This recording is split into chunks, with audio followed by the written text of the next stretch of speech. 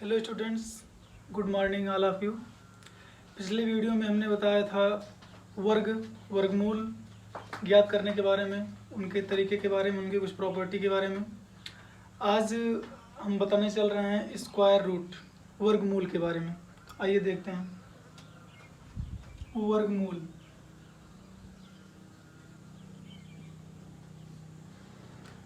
वर्गमूल वह संख्या होती है, वर्गमूल किसी संख्या का वर्गमूल वह संख्या होती है जिसका वर्ग करने पर वह संख्या प्राप्त हो जाए। जैसे 16 का अगर हम वर्गमूल निकालते हैं 4 × 4, इसका वर्गमूल आता है 4। किसी संख्या का वर्गमूल वह संख्या होती है जिसमें उसी संख्या से गुणा करने पर वह संख्या प्राप्त हो जाती है। जैसे 16 का वर्गमूल 4 है, 4 में अगर हम 4 से गुणा कर देते हैं तो वही संख्या 16 पुनः प्राप्त हो जाती है। वर्गमूल का चिन्ह इस तरीके से होता है, इसको ऐसे ही दर्शाया जाता है। आगे पढ़ेंगे वर्गमूल कैसे निकालते हैं। अगला हेडिंग है किसी पूर्ण वर्ग संख्या का वर्गमूल कैसे निकालते हैं। चलिए,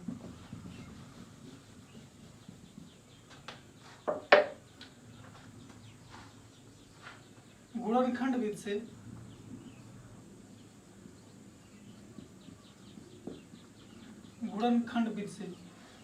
वर्गमूल निकालने के दो तरीके होते हैं, गुणनखंड विधि और एक होता है भाग विधि। गुणनखंड विधि से पूर्ण वर्ग संख्याओं का वर्गमूल निकाला जाता है। पूर्ण वर्ग संख्याओं का वर्गमूल गुणनखंड विधि से निकाला जाता है, और जो संख्याएं पूर्ण वर्ग नहीं होती हैं उनका वर्गमूल भाग विधि से निकालते हैं। आइए गुणनखंड विधि से देखते हैं। कोई संख्या मान लीजिए 1024। गुणनखंड विधि से वर्गमूल निकालने के लिए पहले दी गई संख्या का अभाज्य गुणनखंड करते हैं। अभाज्य गुणनखंड, इसमें देखिए अभाज्य गुणनखंड नया वर्ड है। अभाज्य गुणनखंड वह होता है जो अभाज्य संख्याओं के द्वारा किए गए गुणनखंड को अभाज्य गुणनखंड कहते हैं। अभाज्य संख्या का मतलब होता है जिनका केवल और केवल सिर्फ 2 गुणनखंड होता है। जो संख्याएं स्वयं से कटती हैं और स्वयं के अलावा 1 से, जो संख्याएं स्वयं से कटती हों और स्वयं के अलावा 1 से कटती हों, वही संख्याएं अभाज्य संख्याएं होती हैं। 1024, इसका जब हम अभाज्य गुणनखंड करेंगे तो पहले सबसे छोटी से छोटी संख्या से काटेंगे। इसको 2 से कटेगा, लास्ट में सम संख्या है 4, 2 से काटेंगे 10, 1, 2, लास्ट में 2 है, सम है, यह भी 2 से कटेगा। लास्ट में सम है, 2 से कटेगा। यह पूरी की पूरी संख्या 2 से कटेगी।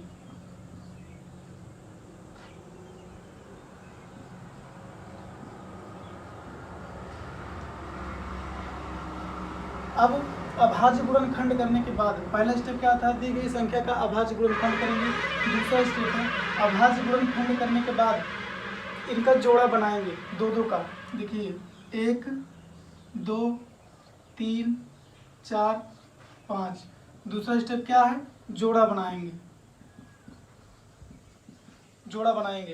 हर जोड़े से, तीसरे स्टेप में क्या करते हैं, हर जोड़े से एक एक अभाज्य गुणनखंड को लेते हैं। हर जोड़े से एक एक अभाज्य गुणनखंड को लेते हैं। यहाँ से 1 आएगा, 2, यहाँ से आएगा 2, यहाँ से 2, यहाँ से 2, यहाँ से 2। 5 स्टेप में जोड़ा बना था, यहाँ पर 5 स्टेप से 1, 1, 2 ले लिए गए हैं। अब इन्हीं का गुणनखंड करवाते हैं। इन्हीं का जो गुणनफल होता है वह दी गई संख्या का वर्गमूल होता है। इनका गुणनखंड 2 × 2 4, 4 × 2 8, 8 × 2 16, 16 × 2 32। यही आपका आएगा वर्गमूल। और एक खास बात है, वर्गमूल जो है वह प्लस माइनस दोनों में होता है। वर्गमूल प्लस माइनस दोनों में होता है। किसी पूर्णांक संख्या का वर्गमूल हमेशा पूर्णांक होता है। जैसे देखिए 9 एक पूर्णांक संख्या है। पूर्णांक संख्या, देखिए पूर्णांक संख्या कहते किसे हैं? पूर्ण संख्या प्लस ऋणात्मक संख्या, पूर्ण संख्या प्लस ऋणात्मक संख्या दोनों मिलाकर आपका बनाती हैं पूर्णांक, इंटीजर जिसको बोलते हैं, दोनों मिलाकर बनाती हैं पूर्णांक। अब पूर्ण संख्या 0 से लेके 9 तक की संख्याओं को पूर्ण संख्या बोलते हैं। 0 से लेके 9 तक की संख्याओं को पूर्ण संख्या बोलते हैं। ऋणात्मक माइनस जिन संख्याओं में लगा रहता है उनको लेकर -1, -2 से -9 तक, इन सभी संख्याओं के जोड़ को पूर्णांक कहते हैं। तो किसी भी संख्या का पूर्णांक, अगर कोई संख्या पूर्णांक है उसका वर्गमूल एक पूर्णांक ही होता है। जैसे 9 एक पूर्णांक संख्या है, इसका अगर वर्गमूल निकालेंगे आप 3 आएगा, या 3 एक पूर्णांक है, 3 +3 भी हो सकता है, -3 भी हो सकता है। किसी संख्या का वर्गमूल जो होता है वह धनात्मक और ऋणात्मक दोनों हो सकता है। किसी संख्या का वर्गमूल धनात्मक और ऋणात्मक दोनों हो सकता है, लेकिन किसी संख्या का वर्ग हमेशा धनात्मक होता है। चलिए आगे देखते हैं, इसका निकालते हैं वर्गमूल। आता है 32, लिख सकते हैं 1024 का वर्गमूल जब आप निकालते हैं 32 के आगे यहाँ ±32 लिख सकते हैं। वह संख्या धनात्मक भी हो सकती है और ऋणात्मक भी। आगे देखते हैं भागविधि से गुणनखंड करना।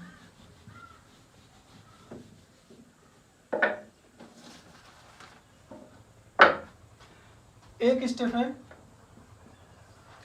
ए वाला स्टेप था पूर्ण वर्ग संख्याओं का वर्गमूल निकालना। अगला स्टेप है परिमेय संख्याओं का वर्गमूल निकालना गुणनखंड विधि से। गुणनखंड विधि से परिमेय संख्याओं का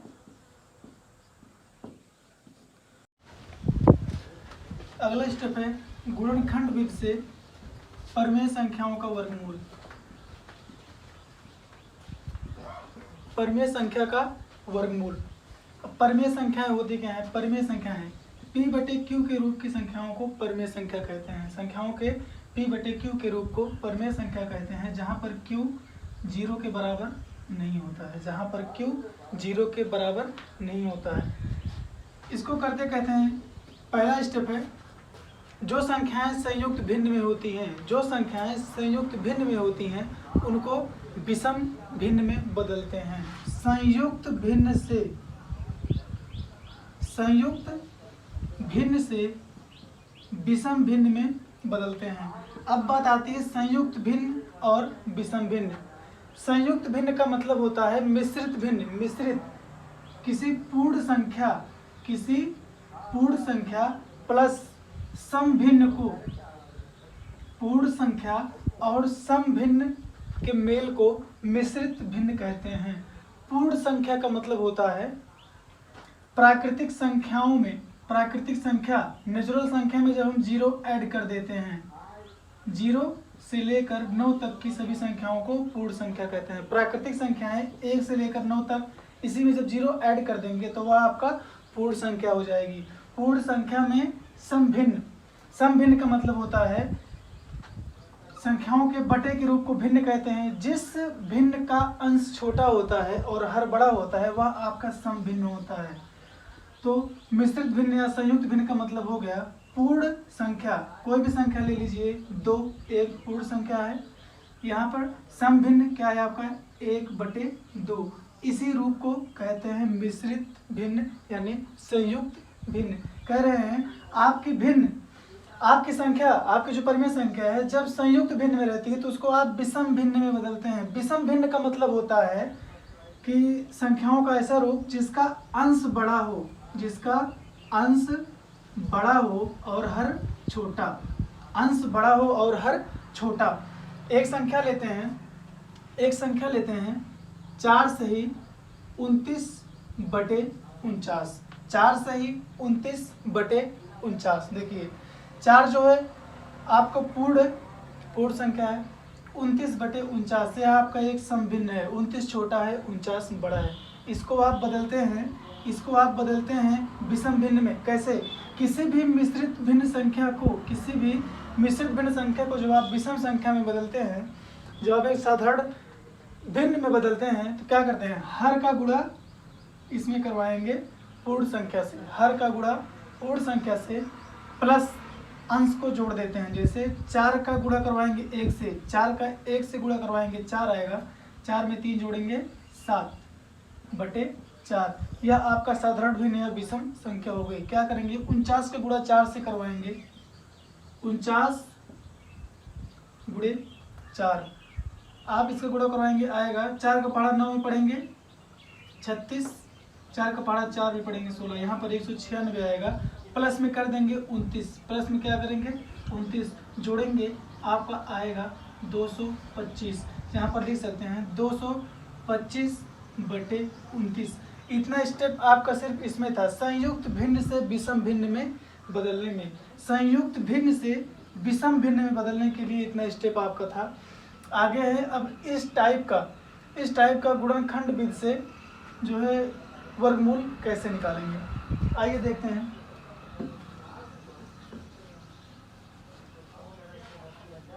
संख्या आपकी थी 4 सही 29/49, विषम भिन्न में बदले आप, आया 225/49।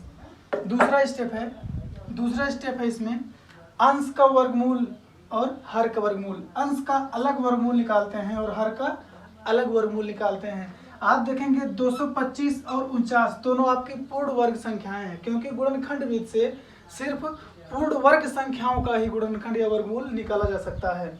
225 भी आपका पूर्ण वर्ग संख्या है, 49 भी आपका पूर्ण वर्ग संख्या है। अंश का आप अलग निकालेंगे, हर का अलग निकालेंगे, दोनों का निकाल के अंश और हर के स्थान पर रख देंगे, आपका आ जाएगा वर्गमूल। 225 का वर्गमूल निकालते हैं आप, 225 का 2 से कटेगा नहीं, 3 से कटेगा, ये भी 3 से कटेगा, 25 3 से नहीं कटेगा, 5 से कटेगा। इसका पेयर बनाते हैं, 3 3 का एक पेयर, 5 5 का एक पेयर। यहाँ पर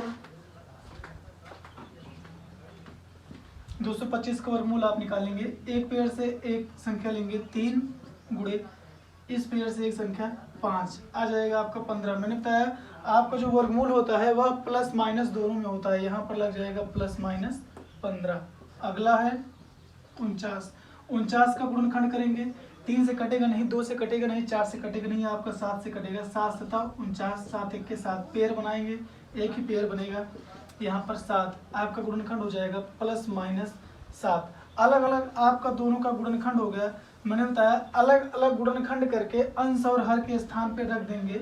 अंश है 225 49, इनका वर्गमूल निकालेंगे, आप आएगा 15/7 प्लस माइनस में। किसी को कोई दिक्कत नहीं होनी चाहिए, बिल्कुल एकदम सेम। संयुक्त भिन्न से विषम भिन्न में बदलेंगे, विषम भिन्न में हो जाने पर आप अंश और हर का अलग अलग वर्गमूल निकालेंगे, अलग अलग वर्गमूल निकालकर अंश और हर के स्थान पर रख देंगे, आपको वही परिमेय संख्या का वर्गमूल हो जाएगा। बाकी जो भी क्वेश्चन है आप लोग हल कीजिएगा। जोड़ना समझ में आए कमेंट बॉक्स में आकर कमेंट कर सकते हैं। घर पर रहें, स्वस्थ रहें, सुरक्षित रहें।